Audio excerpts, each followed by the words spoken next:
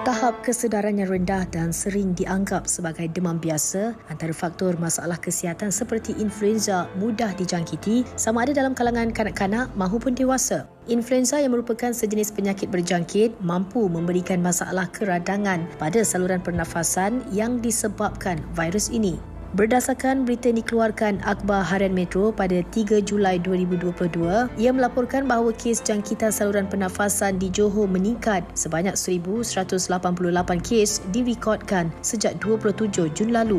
Menurut Pengerusi Jawatankuasa Kesihatan dan Perpaduan Negeri Ling Tian Sun, jangkitan berkenaan membabitkan influenza-like illness ILI dan upper respiratory tract illness. Apakah influenza mampu mengancam nyawa? Adakah kita perlu bimbang akan penularannya yang semakin meningkat? Bagaimana cara terbaik untuk mengawal dan mencegahnya? Okey, baik, itu sedikit laporan buat anda berkaitan dengan influenza dan tanpa melengahkan masa, Yana, apa kata kita bersama dengan Dr. Tan Jun Liang selaku pakar perunding perubatan respiratori Jabatan Perubatan PPUM. Selamat tengah hari dan selamat datang, Doktor. Selamat tengah hari semua. Sihat, Doktor? Sihat. Okey, Doktor. Terima kasih kerana sudi bersama dengan penonton wanita hari ini untuk kita fahami dengan lebih lanjut lagi tentang influenza.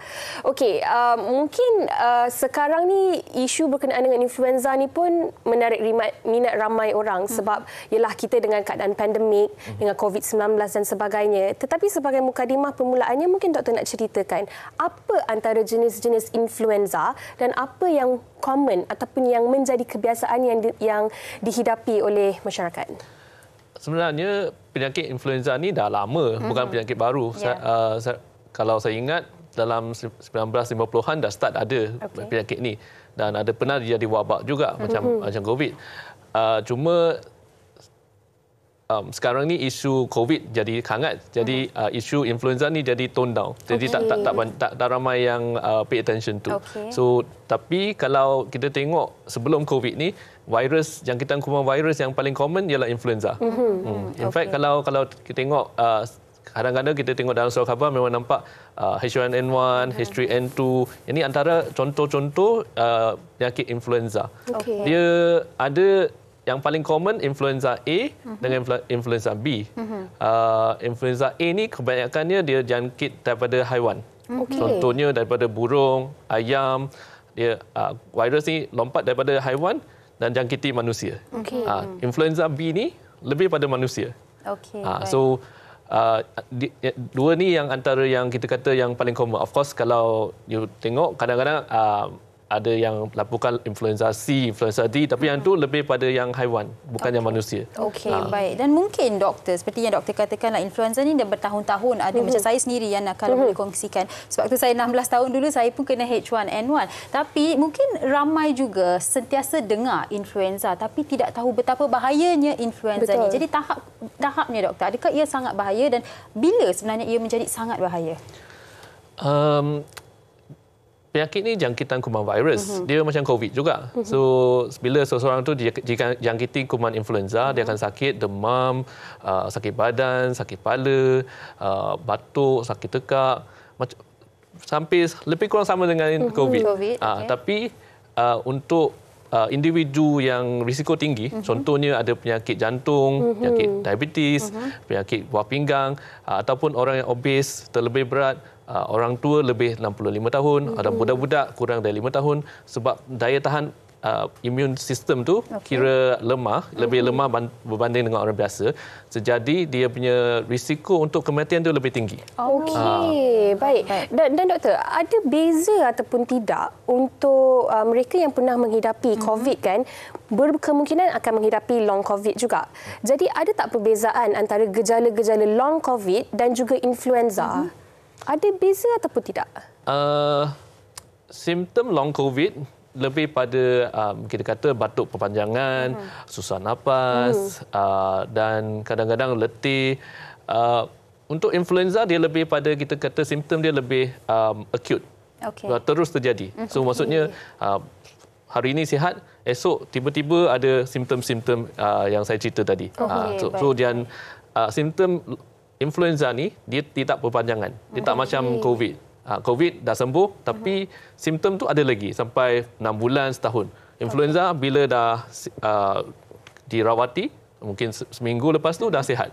Macam boleh balik kerja semua, macam orang biasa. Baik. Dan doktor, mungkin para ibu dan bapa juga nak tahu, kalau anak itu, sebab kanak-kanak kadang-kadang dia kuat ada selsema kan, sebab pergi ke taska dan sebagainya. Jadi kalau anak kecil itu ada selsema tetapi tidak ada demam, perlukah ibu atau ayah itu membuat test supaya mengenal pasti adakah anak saya ni dijangkiti influenza ataupun tidak, ataupun tak apalah, selsema biasa saja? So yang ni soalan yang bagus sebab macam ni, simptom untuk selsema biasa, simptom untuk COVID dan simptom untuk influenza ni hampir serupa. Cuma beza dia, kalau selsema biasa ni dia tak ada demam, dia cuma mungkin selsema, sakit tekak, batuk, itu saja. Kalau COVID atau influenza, dia biasa dengan simptom yang lain. Yang simptom yang sama, tambah dengan sakit badan, sakit otot, sakit kepala, cirit-birit, muntah. Lagi banyak. Dia lagi banyak. Kalau untuk apa beza influenza dan COVID? Kalau yang COVID ada special punya satu. Dia hilang dari rasa, hilang dari bau. So kalau ada nasihat saya, bila kalau ada simptom mana-mana satu, buat cek untuk COVID dulu. Sekarang ni memang masa wabak, memang cek COVID dulu. Tapi ada juga yang test kit yang boleh satu kali cek untuk dua-dua penyakit. Influenza dengan COVID sekali cek. Saya dah sempat cuba dah test kit tu. Itu yang Farin Ahmad usik Sugita tu. Dia cakap itu test penyakit-penyakit lain. Sebenarnya mungkin itulah yang dites ni kan. Betul. Dan doktor, kalau doktor boleh kongsikan juga, kita dah tahu antara gejala-gejala dia, perbezaan antara influenza dan juga COVID, simptom-simptomnya bagaimana. Mungkin dari segi langkah pencegahannya pula. Macam mana dalam konteks sekarang ini yang saya kira penyakit itu sangat mudah terdedah kepada kita, apa langkah-langkah pencegahan yang boleh kita ambil? Sebenarnya langkah pencegahan yang paling baik untuk penyakit virus, tak kira influenza ke COVID, ialah pemakaian face mask, etika cuci tangan, hand hygiene, dengan etika batuk dan bersin. Maksudnya kalau ada gejala contohnya batuk dengan bersin, kenalah cover mulut sikit, jangan kongsi yang tuala. Lepas tu satu-satunya beza influenza dengan COVID ialah COVID you kena kuarantin. Influenza masa-masa ni kita nasihatkan duduk kat rumah dan praktis apa yang langkah pencegahan tersebut. Dia boleh berebak, tapi di kalangan kalau ahli keluarga yang sihat, biasanya dia tak menyebabkan masalah yang serius macam COVID. Tetapi kalau kat rumah ada mak ayah yang ada masalah kesihatan, contohnya kencing manis, masalah jantung atau masalah buah pinggang, jadi kena hati-hatilah, baik pakai face mask, kerap basuh tangan, dan kalau boleh elaklah sebab kuman ni merebak melalui batuk, bersin, cecair, bendalih. Baik. Dan doktor, dua soalan. Kalau seseorang itu kena influenza, dikenal pasti positif influenza, perlukah dia kuarantin? Keduanya, adakah kalau dah sekali tu kena influenza dalam masa setahun ni, tak akan kena lagi sekali?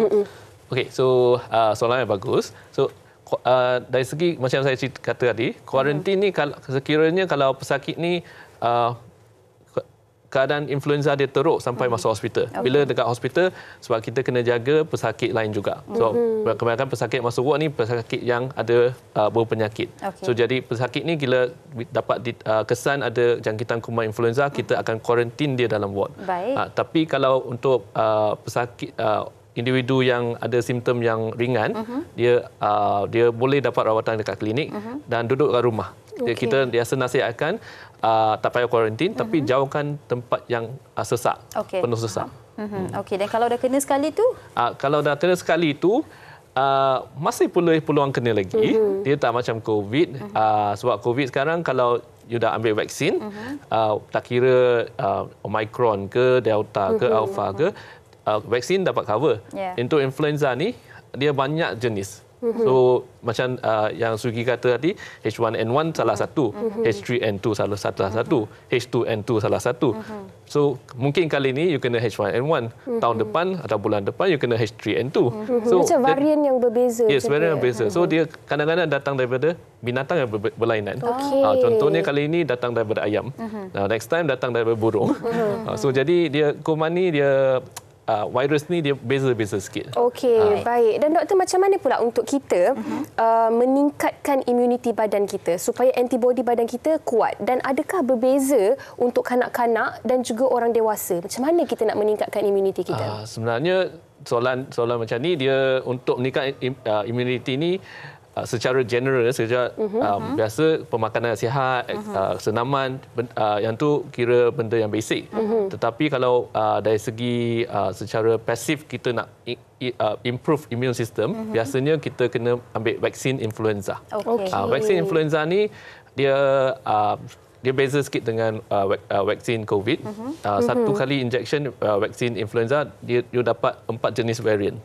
So dia dapat cover 2 influenza A dengan 2 jenis varian influenza B. So yang biasa 4 jenis varian ni jenis influenza yang paling biasa pada tahun tersebut. So maksudnya peluang untuk dapat jangkitan kuman influenza tahun tersebut setelah vaksin adalah rendah. Tetapi masih ada peluang untuk dapat varian lain yang tidak di-cover oleh vaksin. Tapi yang tu kira varian yang tak common. So nak kena pun kira susah. Jadi setiap tahun perlu ambil influenza vaksin? Ya, kalau untuk individu yang berisiko, contohnya orang yang berpenyakit, orang yang obes, orang yang tua, high comorbidity lah. Yes. Jadi mereka dinasihatkan ambil vaksin influenza setahun sekali. Okey, maksudnya doktor, sesiapa yang belum mendapat vaksinasi influenza ni, mereka boleh ke mana-mana klinik atau hospital dan kata, okey, saya nak ambil vaksinasi influenza. Boleh.